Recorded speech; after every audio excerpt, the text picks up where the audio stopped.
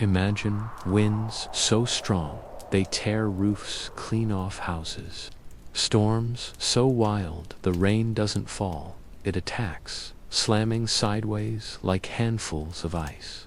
Picture a coast so harsh that even modern buildings would struggle to last more than a few years.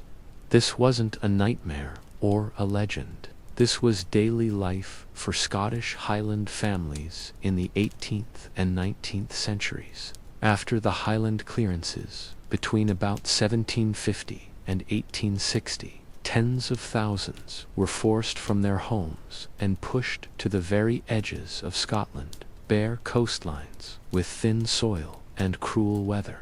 They arrived with almost nothing. No money, no safety net, just hard-earned knowledge, whatever the land could give them, and a stubborn will to survive. What they built next was not just a home, it was a lifeline. Tonight, we're stepping inside one of these black houses to see how people stayed alive in a place that seemed determined to break them. The secret wasn't fighting nature, but giving in to it, bending instead of snapping. So, for a moment, forget your warm blanket and soft bed. Let your quiet room fade away. Because where we're going, comfort is rare, and warmth is never taken for granted.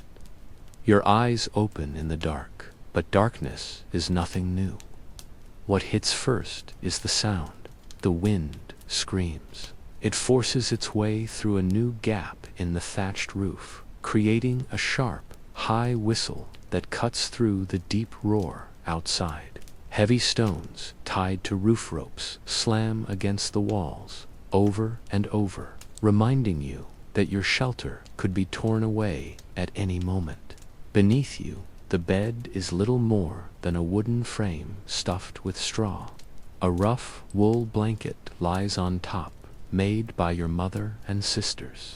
It scratches your skin as you move, the straw crackling beneath you. You shift again, trying to escape, a hard knot pressing into your back. It's not comfortable, but it's warm, and warmth is everything. Up, your father's voice growls from the darkness. The fire. No need to explain. You know what it means. In this house, on this coast, the fire is life. If the fire dies, the cold creeps in fast, deadly fast. You smell the peat smoke now, thick, earthy, and heavy in the air. It hangs near the ceiling, stinging your eyes, but no one complains. The smoke keeps the house dry. It keeps bugs away. It keeps you alive. This is the breath of the black house. You might be wondering what a black house really is. Not just a hut, but a carefully shaped shelter, refined over generations through failure, loss, and hard lessons. The name Black House came later, in the early 1900s, when newer white houses appeared with chimneys and separate rooms for animals. Before that, these were simply homes, the only homes most Highland families ever knew. You step outside with your father into the gray morning. The wind almost knocks you down. Rain needles your face. The sky hangs low and heavy, barely letting in light. Your wool clothes are thick and soaked with lanolin, sheep oil, to push the water away. Still, you know you'll be wet and cold all day. That's normal. That's life. Your home doesn't stand tall or proud. That would be foolish here. Instead, it sinks into the land, built low and wide, turned away from the wind. From afar, it barely looks like a building at all, more like a grassy mound clinging to the earth. And maybe you're thinking, why not leave? Why live like this? They asked the same question, and many tried, but leaving was not their choice. This is where the story turns dark. Between 1750 and 1860, during the Highland clearances, more than 100,000 people were forced from fertile inland lands they had lived on for generations. Landowners wanted profit. Sheep made more money than people, and so families were driven out to the cold, the rocks, and the sea. So entire villages were uprooted, sometimes violently, their people pushed to the desolate coastal margins where the soil was thin, rocky, and offered little hope, literally to the edge of existence. "Here's your land now," the landowners effectively declared, gesturing to places exactly like this, windswept, storm-battered coastlines, where simply coaxing enough food from the grudging earth to survive became a daily, desperate battle. Many Scots, faced with such a bleak future, chose the agonizing path of emigration, setting sail for distant shores in America, Canada, and countless other places, seeking a new life. Yet, a remarkable number chose to stay, digging in their heels, determined to make it work against all odds. And the truly astounding thing, they did make it work, through an incredible fusion of raw engineering genius and sheer, unyielding stubbornness. The Black House, then, wasn't just a building. It was their ultimate solution, a design meticulously refined over centuries to contend with the unique and brutal challenges of surviving in a place where the weather truly seemed to have a personal vendetta against you. Your father points to a spot further along the rugged coastal ridge where a neighbor has begun considering a new build. "Wrong place," he mutters, his voice low and firm, a lifetime of observation in his tone. "He'll lose his roof in the first proper winter storm. Mark my words." Site selection was paramount, an almost sacred art. A seasoned Black House builder might spend weeks, even months, methodically studying the land, observing precisely how the wind currents flowed and swirled across the terrain, noting where puddles gathered after a deluge, mapping where snow drifted deepest in the biting winter months. They scoured the landscape for natural windbreaks, robust rocky outcrops, subtle folds in the hillside, anything that could possibly deflect the most savage blows of the Atlantic's unceasing fury. "The best spot isn't always the most obvious, son," your father explains, his voice a low rumble as you both kneel, your fingers tracing the rough texture of the soil and examining the stubborn rocks at this potential building site. "You want to be nestled in a slight hollow, yes, but crucially, not so low that you'll flood with the first heavy rain. You need to feel sheltered, protected, yet never so completely hidden that you can't see danger approaching from the sea." These homes were often built directly into slopes whenever feasible, their stout backs squarely facing the prevailing, relentless winds, their profiles kept so incredibly low to the ground that, from a distance, they truly appeared to be nothing more than natural, unassuming, grassy mounds. This wasn't merely about aesthetics. It was a profound act of survival.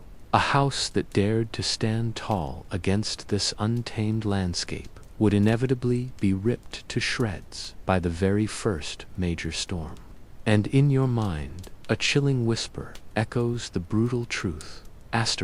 This is how I could die, by the wind itself. And you learn, not just by watching, but by doing, because the day will surely come when you must build your own Black House.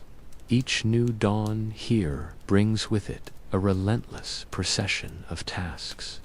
First light finds you out of your sleeping alcove, the air still holding a sharp, icy bite. The animals in the byre, that section of your home where precious livestock reside, demand your attention.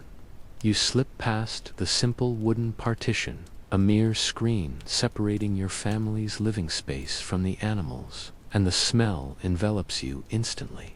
It's a deep, earthy perfume, the warm, musky scent of animal bodies, the pungent temps of manure, and the sweet dryness of hay. While a visitor from another time might recoil, to you it's the very aroma of survival. the comforting essence of wealth, the soft, resonant lowing of your family's single cow, your most valuable possession. A veritable engine of life echoes in the semi-darkness. Beside her, the gentle bleating of the sheep adds to the symphony. They are more than just creatures, they are kin. These animals, you see, contribute their living warmth, a constant, gentle heat that battles the winter chill within the house. Without them, the cold would surely claim you. Your cow, a truly magnificent beast, isn't simply a source of milk. She's a living, breathing heater, churning out a remarkable 1,500 BTUs of heat every hour. That's roughly the output of a small modern electric heater, just quietly running all day long. With hands that know the ritual, you milk her, movements precise and economical, ensuring not a single precious drop is lost. This milk, a liquid gold, will soon be transformed into butter, rich cheese, and wholesome whey, vital sustenance for the lean months ahead. Nothing here, absolutely nothing, goes to waste. Even the cow's manure holds immense value. It's deftly channeled through a clever stone drain, flowing outside to the midden, a communal waste pile where it will decompose and enrich the soil. Later, it will be lovingly spread as fertilizer, nourishing the crops that feed your family. As you finish, returning to the main living quarters, your mother and sisters are already afoot. The central hearth, a humble fire blazing directly on a flat stone in the middle of the room, casts a warm, welcoming glow.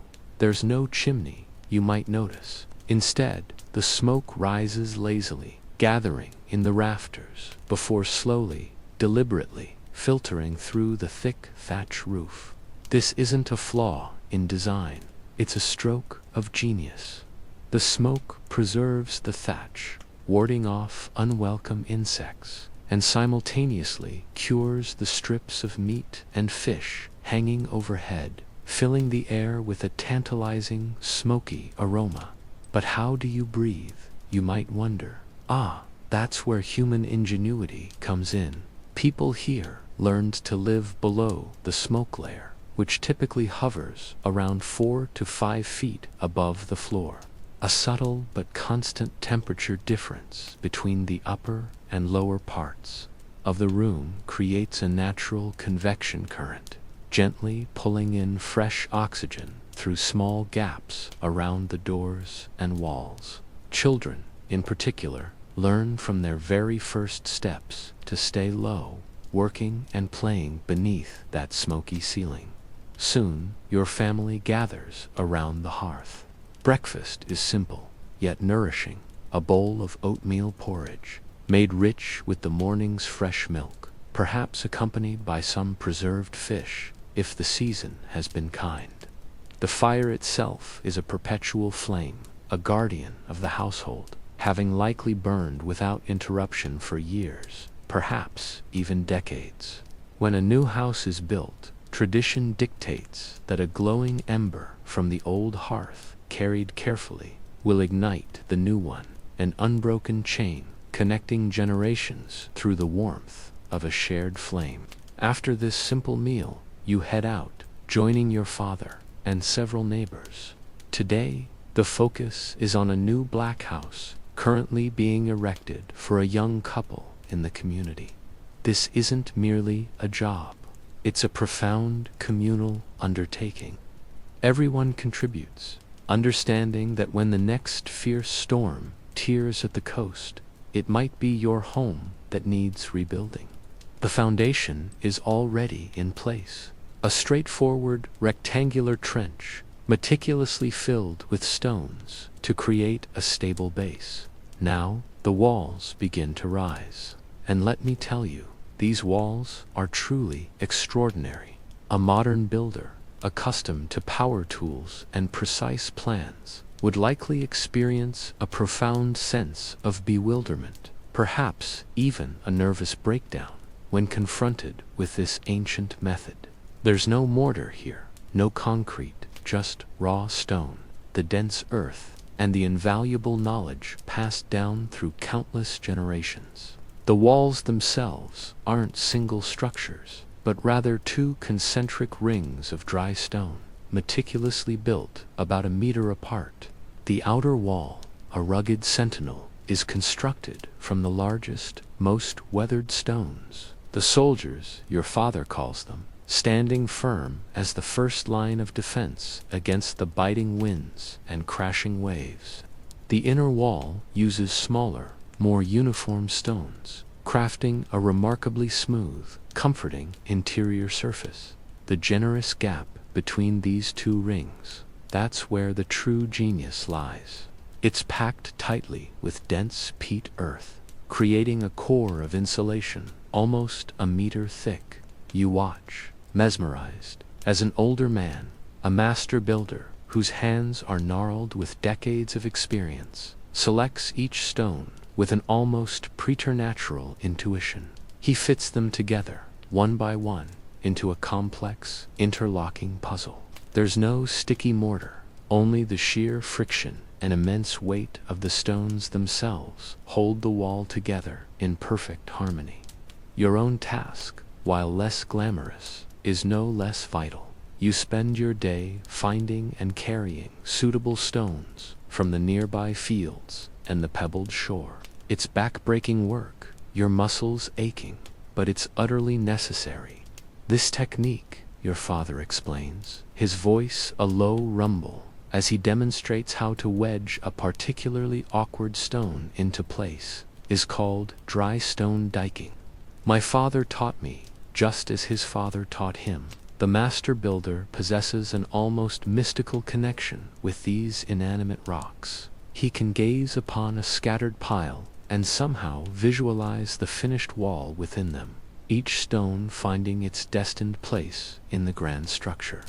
The precision is astonishing. Even centuries later, you often couldn't slide a knife blade between properly laid stones in these ancient walls. The earth used for the core is not simply any soil. It's carefully chosen peat, rich in organic matter, destined to compact over time into an incredibly dense, insulating mass. Sometimes, to enhance its binding properties, they'll mix in smaller stones, animal hair, or even straw. This mixture, when properly compacted, creates an insulation system with an R value, a measure of thermal resistance, if you will, comparable to many modern materials. But it also possesses the added benefit of immense thermal mass, meaning it absorbs and slowly releases heat over many hours, keeping the interior temperature remarkably stable.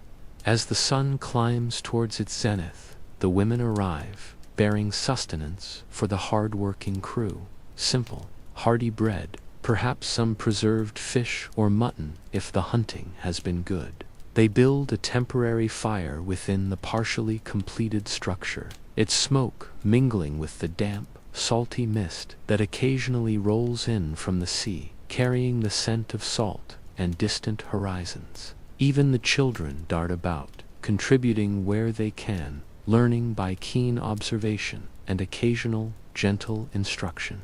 The youngest ones gather smaller stones, their little hands reddened by the cold and the rough nature of the task. This, I tell you, wasn't just construction. It was a ritual, a profound communal act of will against the vast, encroaching wilderness. It was how entire communities survived, by building together against all odds. By mid-afternoon, the walls have noticeably grown higher. They typically measure an impressive 3 to 4 feet thick at the base, gradually tapering slightly as they ascend towards the sky. This massive construction, a testament to human resilience and ingenuity, could easily withstand wind loads that would utterly demolish many modern frame houses, and every rough-hewn stone you carefully heft and set into place, one upon another, tells a story of sheer grit and human will. It's all by hand. You see, back-breaking labor that molds not just stone, but muscle and spirit. As your fingers, raw from the day's toil, find purchase on the next jagged piece, an old man nearby recounts tales of the inland valleys, the greener, gentler lands where your grandparents once thrived before the harsh clearances forced them to this unforgiving coast. There's a palpable tremor of old anger in his voice, yet beneath it, a weary acceptance. This wind-swept edge of the world, battered by the Atlantic's ceaseless rage, is home now. The relentless work continues until the sun, a reluctant guest in this northern sky, finally dips below the horizon, painting the clouds in shades of bruised purple and orange. In this failing light, continuing would be folly. One misjudged stone, one slip of a hand, could mean a wall crumbling, days of effort wasted, or worse, a bone-jarring injury. So, as the last rays fade, you reluctantly set down your tools, your body a symphony of aches, but a quiet satisfaction hums beneath the exhaustion. Progress was made today. You turn towards the low, dark silhouette of your family's black house, the promise of warmth and respite calling to you. Stepping through the low doorway, the evening routine begins, wrapping you in familiar comfort. The rich, earthy scent of peat smoke, thick and pervasive, immediately embraces you as your mother carefully stokes the embers, coaxing the precious flames back to life. Billowing upwards, the smoke fills the cavernous upper reaches of the single room, creating a hazy, golden light that reveals the dark, glistening sides of fish and hunches of mutton hanging from the sturdy rafters, slowly absorbing the smoke's preserving magic. You watch your mother, her movements practiced and efficient, prepare a simple dinner, perhaps a hearty broth, made with whatever hearty vegetables could be coaxed from the grudging soil, enriched with a small, precious portion of fish or meat. After the meal, the family gravitates instinctively towards the hearth, the flickering flames at its heart casting dancing shadows across the rough stone walls. This is the sacred hour, a time for stories, for ancient songs, for the quiet, vital passing down of knowledge. Your grandmother, her voice a soft, weathered instrument, weaves intricate tales of clan battles and mischievous fairy folk, her words painting vivid pictures in the smoke-filled air. While she speaks, your mother's hands move rhythmically, spinning wool into yarn, and your father, ever practical, meticulously mends a worn tool. The children, their eyes wide and bright, listen, absorbing the rich tapestry of their people's oral history. This was their television, their internet, their profound connection to a wider world and a storied past. Outside, the wind continues its mournful, ceaseless howl, a raw symphony against the stone. But within this low, dark, smoke-filled space, there is a profound warmth, a palpable sense of family, a testament to sheer survival. As the night deepens, you finally retreat to your straw bed, the fire's embers glowing a dull orange, never quite extinguished. Someone will rise to tend it through the long hours, ensuring the precious flame continues its vigil. The familiar sounds of the house settle around you, the soft, even breathing of your sleeping siblings, the occasional, gentle bleating from the byre where the animals share your dwelling, and the eternal conversation between the wind and the ancient stones outside. This black house doesn't fight the storm, you realize. It yields to it, becomes a part of it, much like the resilient people who built it. It endures. Sleep finds you here, unlike your modern, soft bed, on a rustic pallet of straw beneath rough wool, in a hazy world infused with peat smoke and stone. Yet, despite the undeniable hardships, there's a profound rhythm to this life, a certainty in the daily struggle that brings its own quiet peace. This first day in the world of the Scottish Black House draws to a close. But the story of these remarkable structures, meticulously crafted to defy the Atlantic's fury, is really just beginning. The walls now stand, stoic and strong. But what happens when the real enemy, descends from above? When tons of relentless water and howling wind conspire to rip away the very shelter over your head? The roof of a black house wasn't merely a covering, it was a living, breathing shield against the sky. And that, my friend, is where our journey takes us next. Dawn arrives with a certain reluctance over the Scottish coast, as if the sun itself hesitates to face the Atlantic's perpetual wrath. But you, long accustomed to the cadence of this demanding life, have already been awake for an hour. The scratchy wool of your sleeping blanket has been exchanged for the even coarser fabric of your work clothes. Your father, a silhouette in the doorway, stands for a moment, his gaze sweeping the horizon, reading the weather as others might scan a newspaper. "Good day for roof work," he declares, a phrase that, in this context, simply means the sky isn't actively trying to kill you right now. Yesterday, we left our black house walls rising stone by stubborn stone. Today, we face a far greater challenge, crafting a roof that refuses to surrender to the first serious gale. Your breakfast is simple, as always, a few oatcakes, their texture coarse against your tongue, washed down with a small amount of milk, fresh from your cow. Nothing fancy, but it provides the steady fuel your body demands. The peat fire, nestled in the center of the room, still smolders, its smoke curling upwards in lazy spirals, eventually finding its escape through the porous thatch above. Your grandfather sits nearby, his gnarled hands etched with a lifetime of labor, patiently working a piece of smooth, wave-worn driftwood, shaping it into a new tool handle. "Ever wonder why our houses don't have chimneys?" he asks, catching your gaze as it follows the smoke's ascent. "Tried that once. Wind tore it clean off. Nearly took the whole roof with it." He pauses, his eyes holding the wisdom of generations who faced the elements head-on. "Here's the thing about living on the edge of Scotland, lad. You don't fight nature. You adapt to it, or you die. Simple as that." Today, it seems, the whole community has gathered at the half-built black house.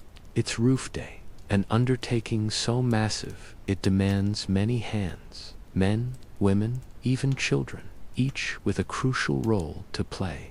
Your job, among the youngest, will be to help gather the prickly heather and long, sturdy straw needed for the thatch. So, picture this. You're not just constructing a roof. You're creating what is essentially a heavy, flexible blanket, meticulously designed to hug the building tightly, deflecting the wind's brutal force rather than resisting it head-on.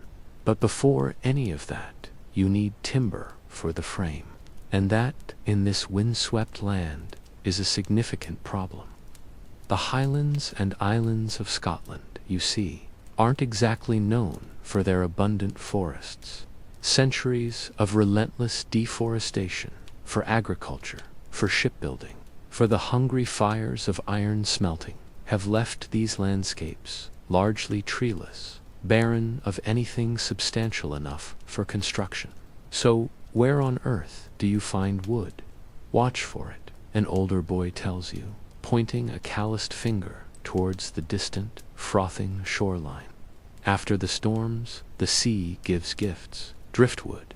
In this treeless world, wood, washed ashore after a violent gale, was more precious than gold. Families would trek for miles along the rugged coast, their eyes sharp, searching for these weather-beaten treasures. Every piece, no matter how small, was gathered, carefully evaluated for its potential, and stored with an almost religious reverence.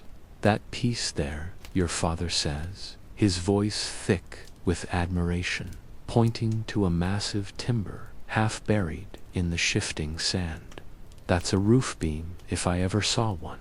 It takes 4 men, straining and grunting, to drag the behemoth from the grasp of the beach. It might have once been part of a mighty ship, or perhaps a tree uprooted in some distant, forgotten land.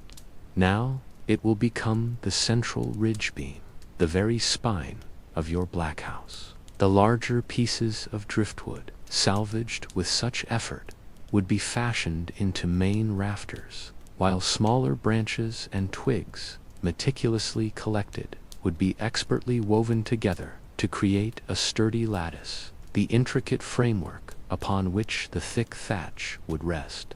These timbers, already seasoned by the relentless salt and sun, possessed a natural resistance to rot, making them perfectly suited for the damp, unforgiving climate.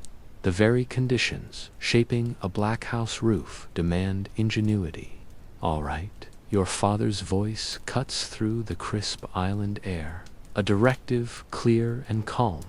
Get that heather up to the house site. Mind you, pick the longest stems. With a surge of energy, you and the other children fan out across the rugged hillsides. Your eager fingers pluck and pull, harvesting armfuls of sturdy heather, supple rushes, and golden straw.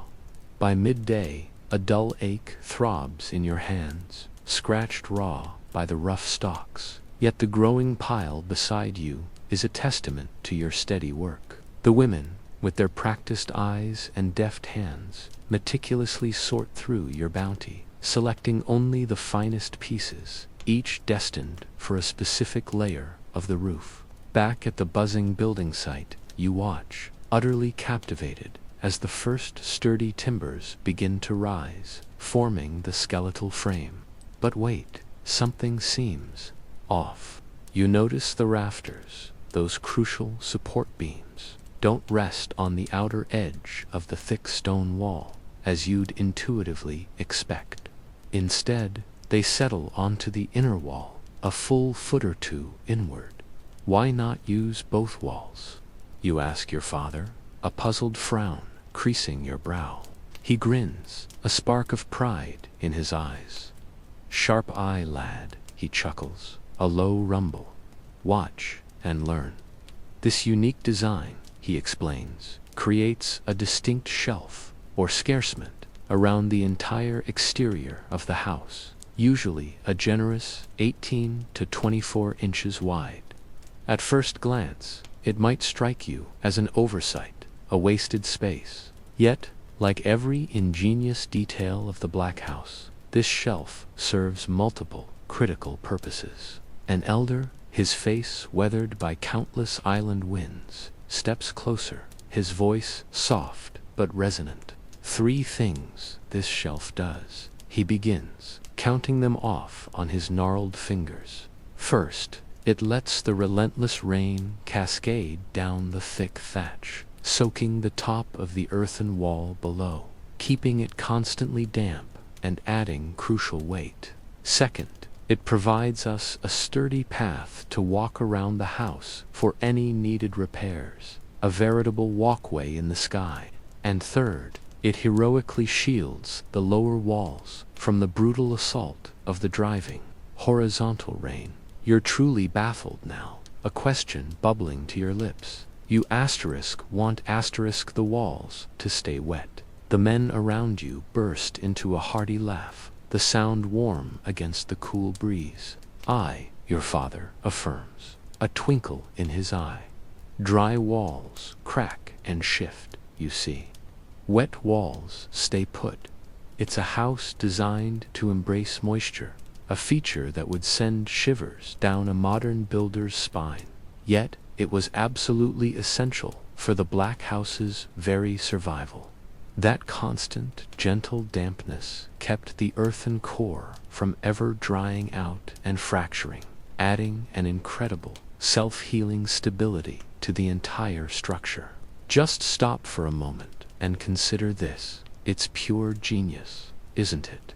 They crafted a self-stabilizing system, where the heavier the rain, the more weight was added to the walls. The worse the weather, the stronger the house became.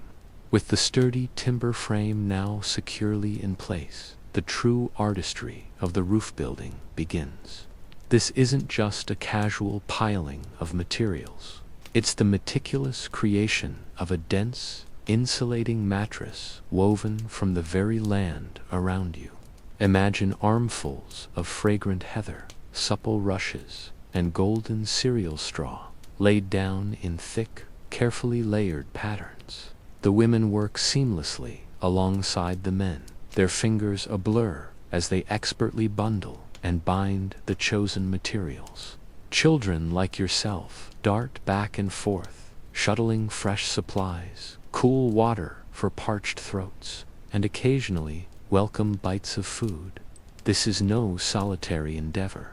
It's the vibrant pulse of a community uniting, ensuring their collective survival against the elements. The thatching itself is a true art form, demanding immense skill and generations of experience to craft a waterproof covering that will brave the decades. Each layer overlaps like the sleek scales on a fish, meticulously shedding water to the one below, forming a natural, efficient drainage system.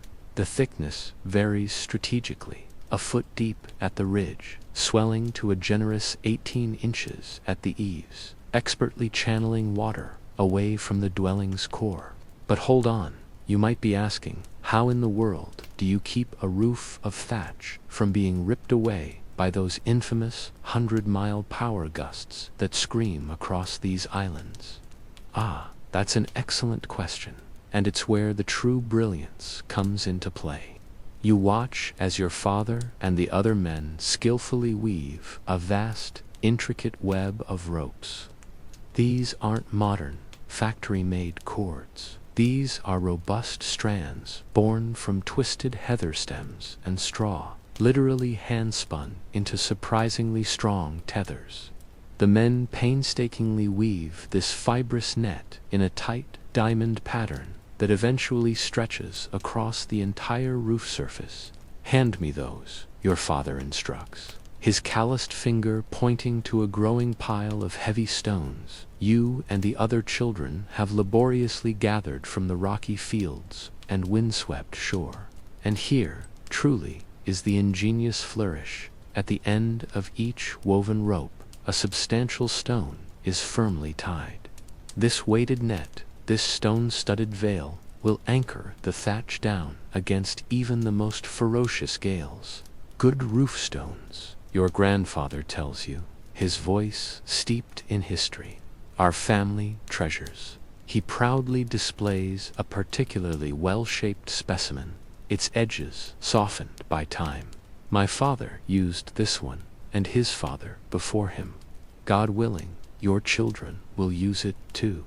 These aren't just random rocks. They are carefully selected weights, often subtly shaped and smoothed by generations of use. Some families possess stones that have been faithful guardians for decades, passed down from parent to child like precious, essential heirlooms. So, the stones swing in the wind, you ask, trying to visualize the unique mechanism.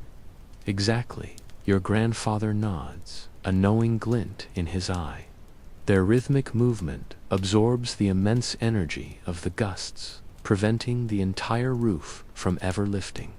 When a storm truly rages, he explains, you'll hear them thudding against the wall. That's how you know your roof's still there. The fundamental thatch is securely in place, but the work is far from finished. Now comes the rich, earthy layer of turf. Thick sections of sod, carefully cut from the surrounding land, are laid meticulously on top of the thatch, adding yet another layer of insulation and, crucially, immense weight. In summer, your mother tells you, pointing to the newly laid turf, still smelling of fresh earth, that'll sprout a vibrant carpet of wildflowers. By next year, you'll hardly be able to tell there's a house here from a distance. The roof, you realize, isn't merely a covering. It's a living, breathing entity that transforms and adapts with the seasons. In summer, it truly becomes a fragrant meadow. In winter, it's blanketed with deep snow, adding even more insulation and weight. A burden the Black House is specifically designed to carry. Its immensely thick walls effortlessly support the additional tons of snow and ice, a testament to its sturdy construction. Folk who travel here from the south, your father remarks, his tone tinged with a blend of amusement and pride. They laugh at our houses, call them primitive, but their fancy homes would be kindling in the first winter storm as the day begins to wind down. Painting the sky in hues of orange and purple, you help secure the very last of the roof stones. Stepping back, you finally see it. The Black House now truly appears to be an organic part of the landscape, not separate from it. From certain angles, it's almost impossible to discern where the rolling hillside ends and the dwelling begins. This evening, your family will join the others, a warm congregation of tired but triumphant souls, to celebrate the completion of this vital roof. There might be music, the lilting cry of a fiddle, or the deep drone of pipes, if your community is fortunate enough to have such talented players. But there will certainly be stories, tales passed down through generations, echoing the rich history of the old homeland before the clearances forced your people to these marginal yet beautiful lands.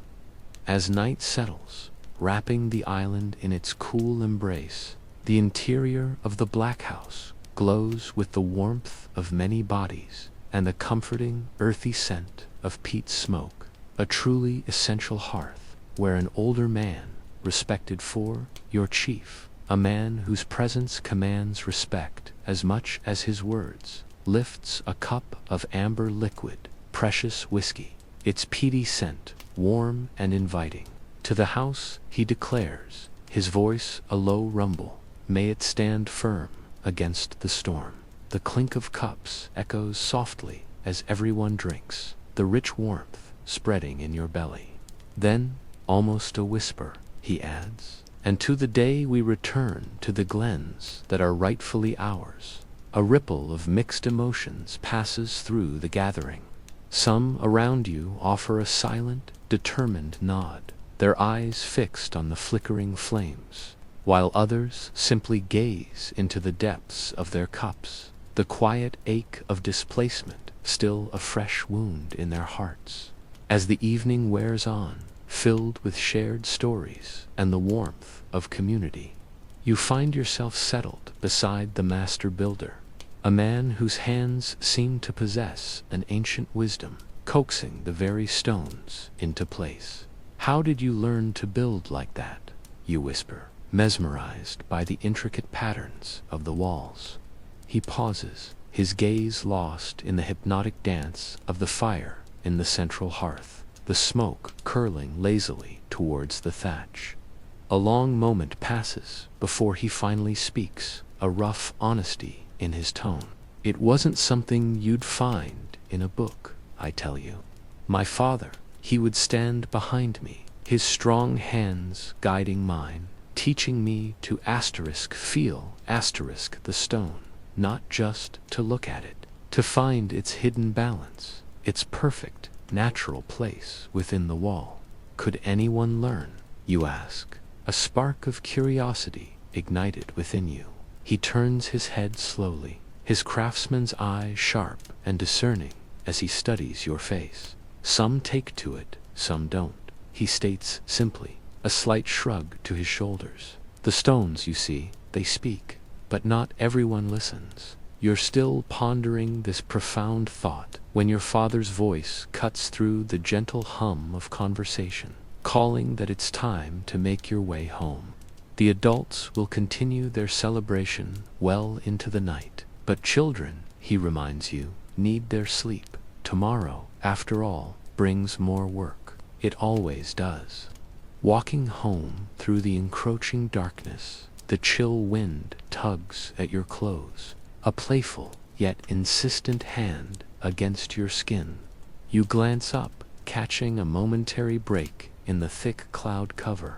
Suddenly, the stars burst forth with a fierce, almost blinding brightness, casting a stark silver glow across the familiar landscape. The half-built black house, our new home, looms ahead, a darker shadow against the distant hillside, already settling into the contours of the land. Why do they call them black houses? You ask your father, the question surprising even yourself, as you'd never questioned the name before. He chuckles softly, the sound warm against the night air. They didn't always, son. They were just houses. Then some fancy folk from the south, with their fine lime mortar and tall chimneys, built their white houses. Ours became black by comparison. Dark stone, dark smoke, you see. Stepping inside your own black house, the familiar scents immediately envelop you, a comforting blend of peaty smoke, damp wool, and the earthy presence of the animals in the *byre* below. Your mother, as always, has kept the fire meticulously tended, and the interior is a haven of warmth against the chill of the night outside. As you settle onto your straw bed, the soft rustle beneath you, you find yourself instinctively listening for the subtle sounds of stones thumping against the walls. Your grandfather once told you that you could judge the strength of any storm by the rhythm of the roof. A gentle, sporadic tattoo meant nothing to worry about. A frantic, relentless drumming, however, meant prayers were in order. Tonight is peaceful, just the occasional soft thud as a sudden gust catches one of the hanging roof weights. But you know this quiet won't always last. Winter's coming.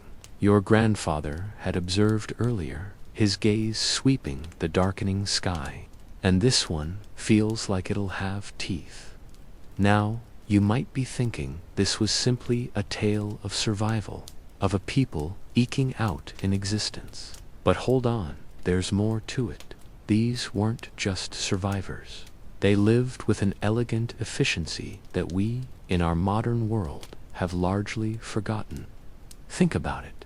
Their black house maintained stable temperatures within a mere 5 to 10 degrees throughout the day, while our sophisticated modern homes can fluctuate 15 or even 20 degrees without constant energy-guzzling input. Your last thought before sleep finally takes you is of those roof stones.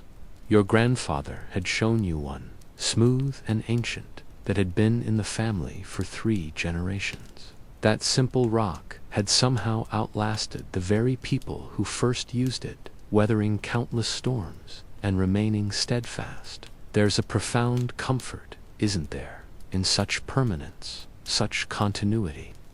As you drift into a deep sleep in your black house, the wind outside begins to pick up a low moan at first, then a rising sigh. The stones, true to their purpose, commence their gentle, rhythmic drumming against the walls. Yet you're not afraid. This house, you understand, was built to work with the storm, not against its immense power. The harder the wind howls, the more firmly those stones hold down the precious thatch. Imagine, if you will, as you lie in your comfortable modern bed, cushioned by technology and thoroughly insulated from the elements, falling asleep to that ancient rhythm, a living conversation between wind and stone that has continued for centuries on the wild Scottish coast, a profound elemental lullaby of survival. But what about inside the black house? You might be asking, with no chimney. How did families truly survive the smoke? And what of the livestock? How did humans and animals coexist, breathing the same air under one roof?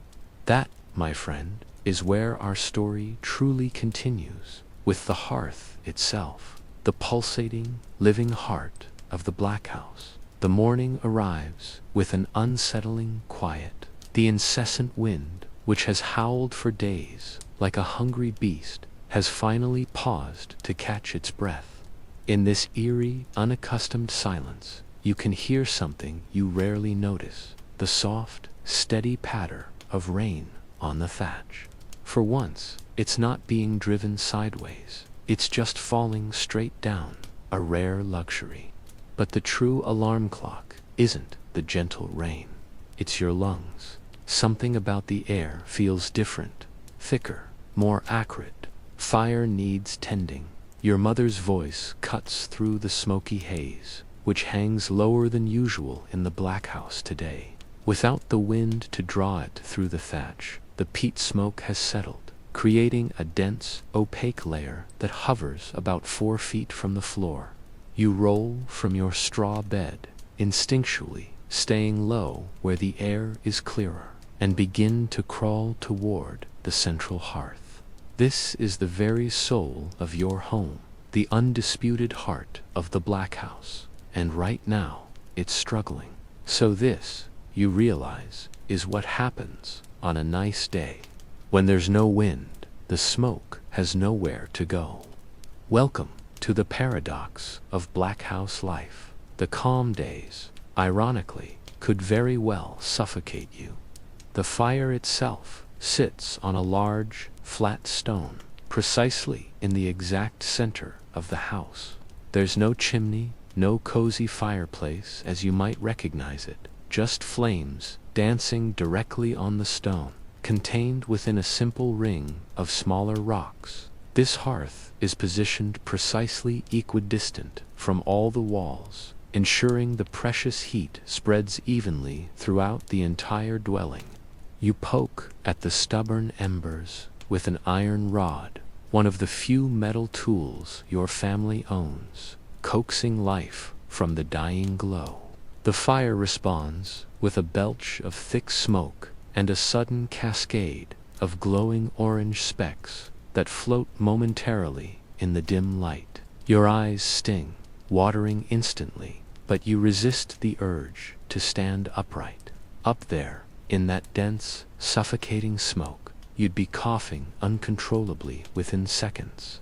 Low and slow, your grandfather always says, a mantra of survival.